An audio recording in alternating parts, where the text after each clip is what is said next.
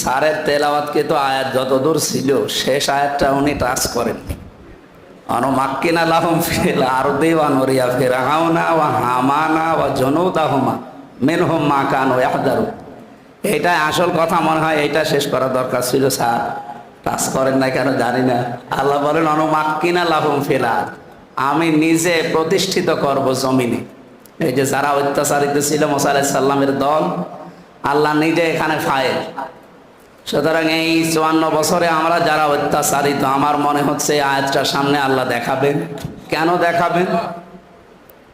নুরিয়া ফিরআউনা ওয়া হামানা ওয়া জুনুদাহুমা, তিনটা বিষয়ের নাম এখানে পেলাম। ফেরাউনকে আল্লাহ দেখাবে। আর আমরা এই দেশে সবাই এখন জানি যে ফেরাউন পুরুষ মানুষ ছিল আর লেডি ফেরাউন বিদায় নিয়েছে।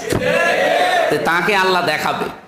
লেডি ফেরাউনকে আল্লাহ অবশ্যই দেখাবে। ও নুরিয়া ফিরআউনা ও হামানা, তার মন্ত্রী পরিষদ যারা ছিল তার ভেতরে 1 নম্বরে ছিল হামান। হামান মার্কা যত মন্ত্রী ছিল তাদেরকে আল্লাহ দেখাবে। আর হামানের একটা চরিত্রের ভেতরে একটা এই 3.5 হাত বডিতে একটা চিহ্ন ছিল, কি টাক ছিল। আমার মনে হয় এই টাকগুলো যেগুলো ছিল এদেরকে আল্লাহ দেখাবে। 3 নম্বরে জুনুদাহুমা, তার সৈন্য বাহিনী, তার দলের লোক।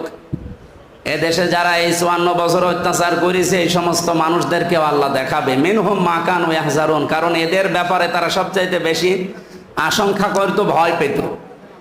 এই দেশে স্বাধীনতার বিরুদ্ধে অবস্থান নেওয়া ইসলামপন্থীদের ভেতরে ডাইরেক্ট ইনডাইরেক্ট বহু দলের নাম আমরা জানি। কিন্তু 54 বছরে শুধু একটা দলকে ঘায়েল করার জন্য যত বক্তব্য, যত বিবৃতি, যত কাজ কারবার।